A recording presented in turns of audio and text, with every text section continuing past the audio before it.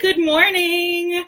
I'm Liz Libby. I'm one half of the team at Rising Tide Women's Whole Life Wellness. We usually just go by Rising Tide Women because it's a mouthful.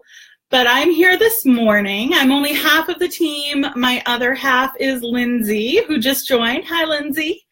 And we offer support, education, and community from preconception all the way through the postpartum period and beyond. As our clients know, many of them have kids that are, a couple years old now, and we still keep in touch with them. We have a great relationship with our clients. Pardon me. We offer, I'm just giving you the rundown in case you might not know us. We offer amazing birth education. We come right to your house. We do a full birth education suite with you in your house over pizza, if that's what you want. And it usually is full of lots of laughs and just general good times and a lot of information tailored specifically to what your needs might be. So that is our birth education. We also do prenatal breastfeeding education. We also do birth support, and that is largely done by Lindsay, who is my other half in this in this work. And she is amazing. She does like full spectrum, really intensive, wonderful birth support as a doula for clients giving birth in any setting. I also offer birth support to folks who are having a scheduled cesarean birth. That's really my area of expertise and what I'm passionate about. We also do postpartum doula support, where we come to your house and we will do whatever you need done. We just want to support you as you grow into your new role as a parent or a parent of many, wherever you're at on your journey. And we also do breastfeeding support. I do that. I'm an IBCLC, and we do that through our Tuesday group, which is free and open to all, whether you're breastfeeding or not, and also through in-home lactation visits, which are a bit more intensive and a bit more clinical. But so that's us. That's what we do. I always love at the beginning of our show to give a shout out to where you can hang out with us in person, because we love to connect through video, through Facebook, but we also really love to connect in person. So you can see us in person by calling us, obviously, and inviting us over. And also you can find us in person at NICE, which is the Natural Infant and Child Expo in Plymouth, and that is on March 3rd. We'll be there all day long. We have our own table. It's a really cool event, so you can find us there, and we'll put a link in the comments. So that's who we are and what we do. You can see my dog on the couch behind me. He's my dog. I love him, but he's a pain. So today we're going to talk about sleep. And the reason I picked this for this week was I actually was sitting on the couch with my husband the other night, and he's a family doctor. He cares for people at all stages of life. He has a lot of pediatric patients. And I asked him, I said, what do you wish that your parents of new babies knew more about? And he thought for a minute, which is his style. He's very thoughtful. And he said, pardon me, I wish they knew more about normal sleep patterns and how to survive that lack of sleep in the early stages of newborn life, because it can be brutal. If you are not a parent yet, you've heard the buzz, you've heard how brutal it can be. But for new parents, it really is hard. And so our job is to really support parents through that. So we're going to talk a little bit about strategies to keep your sanity and to just make it through, because babies don't sleep through the night. They're not built to sleep through the night. Newborns are largely nocturnal. I'm sorry. I always hate to break that to parents, but I always talk about how when baby's in your belly, they're pretty active at night for the most part. And some of that is hormonal. Some of that is that you're laying down and they have a little bit more space to stretch out and party. And, and a lot of it is just their normal circadian rhythm. And so newborns tend to once they come out, they don't want the party to end. They still want to party all night. So they tend to be more nocturnal. And again, there's no absolute. So it's not every baby in the world, but most babies, especially in those early weeks, want to stay awake more at night. And it's really hard for parents. So I just want you to know, if you are a new parent or even a not so new parent who is struggling with sleep, we see you, we hear you. Yes, it's like the struggle is real and we're here for you. I do just want to say we in general are not huge fans of sleep training in the early days with a newborn because, you know, if you look at the science, they tell us that in those first 6 months, even up to a year, babies really need those nighttime calories. And so we're not going to talk about sleep training today. We're going to talk about coping strategies when you have a baby who doesn't sleep for long stretches. So how can you still function as a parent and care for yourself so that you can feel like a human being, even if your baby is not sleeping? So I want to give just first a shout out to our postpartum overnight services, because that is one way where basically you have a postpartum doula. It can be us, or there's lots of other folks who do it, who comes to your house and basically cares for the baby. If you're breastfeeding, they will bring baby to you for feeds, and then they will take baby back. So you get that sleep without having to worry about when is baby waking up and, you know, prepping and all of that. You just do your thing. So that's one way. The advice that new parents always get that is kind of infuriating as a new parent.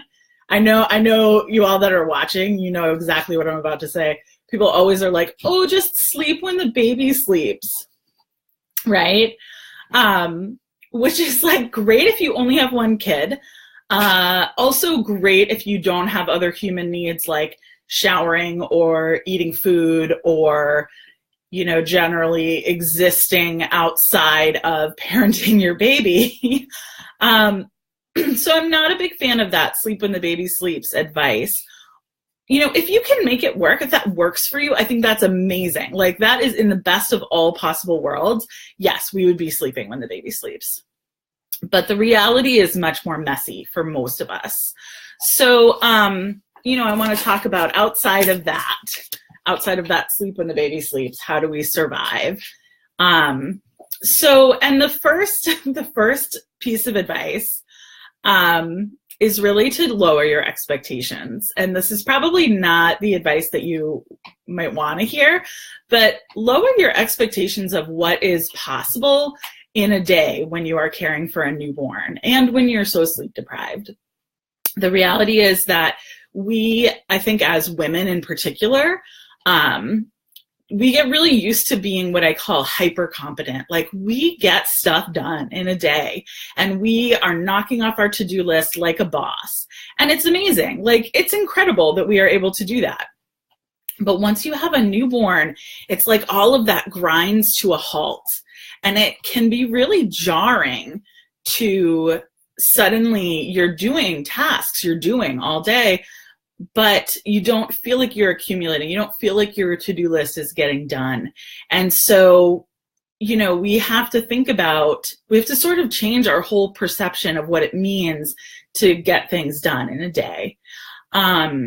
So lowering our expectations is really key. I think we have to go in, and Lindsay said this to me this morning as I was prepping things. She and I were chatting, and she said, you know, set one goal per day. Just go so easy on yourself. And this is like, you'll hear us say this, just be so gentle with yourselves.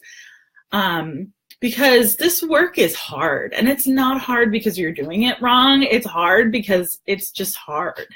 You know, and that doesn't mean it's not worth it. It just means that it's hard for us. So definitely just lower your expectations and then lower them a little more, you know, especially if you're healing from birth, whether it was a relatively easy birth or a really difficult birth, you're healing from growing and expelling a human being. So you really need to take good care of yourself.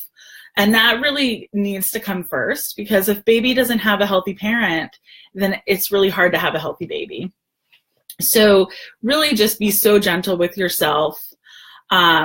Yes, be kind to yourselves. That's like, you're going to hear that probably every week on Monday Live, is just be kind, give yourself lots of grace. So just decide one thing. And I used to do this when the twins were babies. I'd be like, okay, what is my one thing today? And sometimes it would be like, my one thing was, I'm going to take a shower today. And sometimes my one thing would be, I'm going to clear all the dishes off the counter. You know, like, you have to just set your goals small, and you can always grow from there. If you get more done, awesome. Then it's like bonus, but you're not feeling pressured to like, oh, I have to do this and I have to do this and I have to do this. Because the reality is that whatever can wait is probably just going to have to wait, you know? Yeah, and it does go by fast. I'm seeing in the comments from Roxanne, it does go by fast. But I remember this kind of weird time distortion where every day just felt like an eternity. And every night especially felt like an eternity. My first two were just terrible sleepers. And it was really hard because every day felt so long and every night felt so long. But then suddenly I'd be like, how are you 3 months old already? You know, and now looking back, my first two are 10, and it does, like, how are they 10? They've been alive for a decade. It's insane. So, you know, so also just honor wherever you're at. I think that, and this was another thing that Lindsay and I talked about this morning, was that we often are criticizing our feelings. And if you've heard me talk about meta emotions before, that's really what we're talking about. Is there's our feelings, and then there's how we feel about our feelings. And so when we feel frustrated with parenting, or we feel frustrated that our baby is not sleeping, or that we're not able to sleep, you know, it's totally okay to feel that way. And often we end up feeling critical of our feelings, and that's our meta emotions. We end up feeling like, oh, I shouldn't feel this way. If I was a good mom or a good parent, I wouldn't feel this way. And that, I think, is what can often be so damaging to parents, is that we feel however we feel, but then we feel like we're not supposed to feel that way. That's a lot of feelings. So I want to just encourage you to just feel your feelings. However you're feeling about your baby's sleep patterns, however you're feeling about, you know, the way your day is going, just feel that way and know that it's perfectly okay. Your emotions say very little about what a good parent that you are. And the reality is, like, you have got this and you are doing a great job. And we're going to tell you that over and over again. We're just going to brainwash you into believing that you're amazing and you can do anything, because we know it's true. You know, and I think we hear a lot of that. Like, we feel like our baby's sleep patterns are our own personal successes or failures, when the reality is that so much of it is just temperament. You know, I, for so long, felt like there was something wrong with me because I had two babies that didn't sleep. I felt like I was doing things wrong. And like, if I could just find this magical combination of factors, that it would be easy. And like, now I look back and I'm like, oh, that was like really cute. Because there's no magical combination of factors. And I didn't really get that until I had a third kid. And I was kind of like, oh, we do all the same things with him and it works. So like, it's not about me. And I really try to communicate that like, there are things you can do to nudge your baby in one direction or another with sleep, but largely it's all about who they are and their own personality and their own neurological capabilities to sleep, you know? So instead of focusing on trying to make them sleep, how do you then cope with a baby who doesn't sleep through the night? So lowering your expectations, we talked about. Getting some help at nighttime if you can is a great idea. You know, I also want to encourage new parents to let things go. You really, you know, it's not really possible to have a healthy, like, mental health, a clean house, and a well cared for baby. Hi, Palestina. like you could pick two probably of those things. You can have a well cared for baby and a clean house, but your mental health is going to suffer. Or you can have mental health and a happy baby, but your household is going to suffer. And that is okay. You know, the reality is that if you have other people around, they can help with the household chores. Hi, Tara, but they can't help with your mental health. You know, so don't be afraid to ask for help when you need it. So please, please ask for help. That is a huge thing too, is if you need to have a friend or a neighbor or a grandma or literally anyone that you trust, obviously, come over and hold your baby so you can lay down for an hour, do that. You know, reach out, use your community. That's what they are here for. And I think you'll find that even though it feels really hard to ask for help, people are waiting to help you. And it's been a hard journey for me. I know I am fiercely independent. I don't like to ask for help. But the reality is that your people will come through for you. And yes, you are so right, Palestina. No one cares if your dishes are overflowing and they're, you know, like people care if you are healthy and happy. And that's the goal. So, you know, please use those strategies, you know, let things go. It's okay to have a messy house. But the flip side of that is that some of us feel really disorganized and it's really hard for us to sit and be peaceful and feel peaceful when our house is trashed. And I totally get that. And I want to honor that too. So I also, you know, pick one thing, going back to that, like pick one thing per day. If the thing that's bothering you today is your laundry, then pick your laundry and just say, that's my one goal today. I'm going to just get that laundry put away so it's out of my sight and not bugging me. And that can be your one thing. So, you know, but really set those expectations low. Another thing that I tell literally every parent I work with, I actually tell so many people this that I have put it in my pre-printed lactation care plan. And that is to take one nap a day. Like I basically am prescribing my lactation clients. I can't prescribe meds, but I do prescribe one nap a day. Even if it's 15 minutes, even if it's like a power nap, you're not going to be able to sleep whenever the baby sleeps, but you can sleep one time when the baby sleeps. So if you can get in even one nap a day, it's going to make the nighttime so much more bearable for you, you know. And then even in the morning when you're like, oh, that was a rough night, at least you know, like, okay, I'm going to get in one nap today.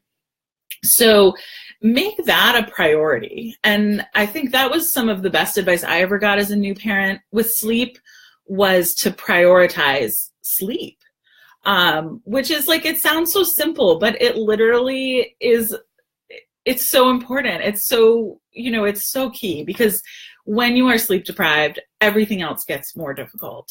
So go ahead and prioritize sleep, even over other things. So again, as you're picking your one thing per day that you're going to do, think about, you know, what is bothering me today? What do I need to take care of today? What do I need in order to be a healthy parent and in order to be a healthy person? You know, so even just one nap a day can make a huge difference.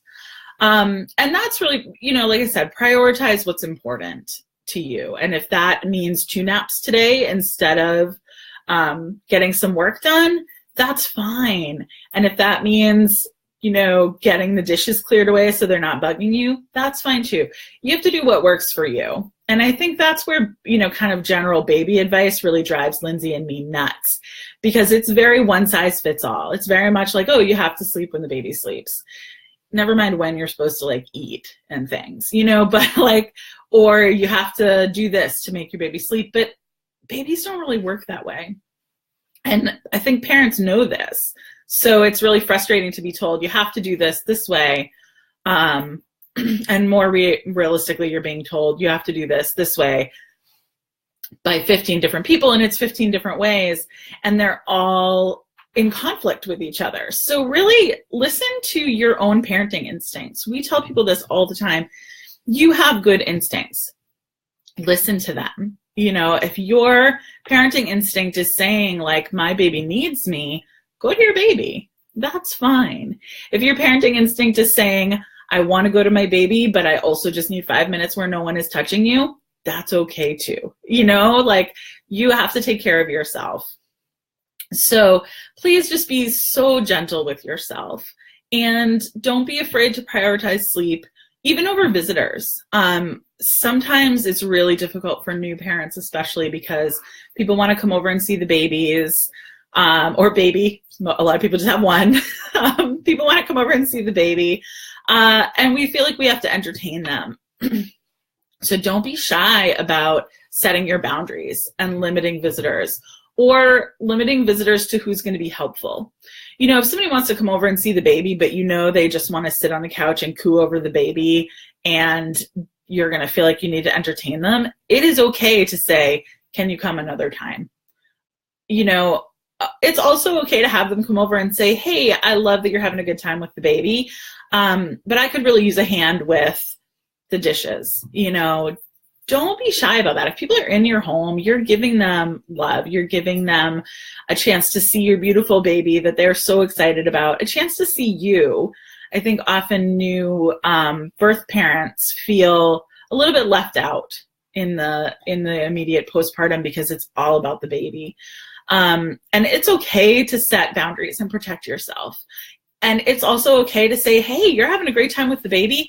I'm going to go lay down for an hour or a half hour or even 20 minutes. Like, don't be shy about using your resources that way. That's really, those are some of our best strategies, honestly, are prioritize sleep, let things go, scale back your expectations, and pick one thing per day that you're going to really work on. So, and that's obviously, like, this is not exhaustive, but I've been talking for 20 minutes. So I don't want to take everyone's whole day, but so we could do many more episodes on this. And I really want to encourage you to prioritize what's important to you, and this is kind of piggybacking off of last week. We talked about self-care and what that really looks like. And sometimes that looks like unfriending people on Facebook. And sometimes that looks like, taking a nap instead of doing the dishes. And sometimes that looks like doing the dishes instead of taking a nap. So don't be shy about exploring what you need in your moment. Don't be shy about setting boundaries and about caring for yourself, because you matter. You are important, and you are a really wonderful parent. So please, my parting message is going to be, don't get down on yourself. We hear a lot of parents, and on the internet and in real life, and in our work, sometimes we hear parents who are like, oh, I just feel like a failure. And yes, Lindsay, boundaries are the best. We hear people that say, oh, I feel like a failure. And I remember that feeling so hard, particularly about this issue about sleep. I remember feeling like if I were just a better parent, I would be able to get my kids to sleep. And the reality is that it's not about us as parents. It's not our job to make our kids into these super babies who do everything perfectly. And I think we have some kind of cultural weirdness around that, but it's not our job. It's our job to support the kids that we have, whether they're sleepers or not sleepers. And our job is to care for ourselves as we're caring for them. So, so whatever is going on, however rough your day, I want you to know that you are not a failure. You are not a bad mom or a bad parent. You might be having a moment, or you might just be having a life that doesn't look Pinterest perfect. It's my dog again. And that's okay. In fact, that's normal and healthy. Nobody's life is Pinterest perfect, not even the people who are posting these beautiful things on Pinterest. So I just really want to encourage you to give yourself so much kindness, so much grace, no bad vibes. We just are sending you good thoughts and encouragement. And if you need encouraging words, you can find us and join us on our Facebook group, on the sisterhood page. So, and it's really welcoming. I really think of it as like the kindest corner of the internet. So that's a great way to connect with us. You can also find out more about us on our website, risingtidewomen.com. And we have a blog. you can find out more about our services. And just reach out. We're here. We want to work with you. We want to support you through pregnancy, birth, postpartum, breastfeeding. We want to help you out. Come join the party. So enjoy the rest of your Monday and go forth, set boundaries, and prioritize what's important to you. All right. Mwah. Have a great week.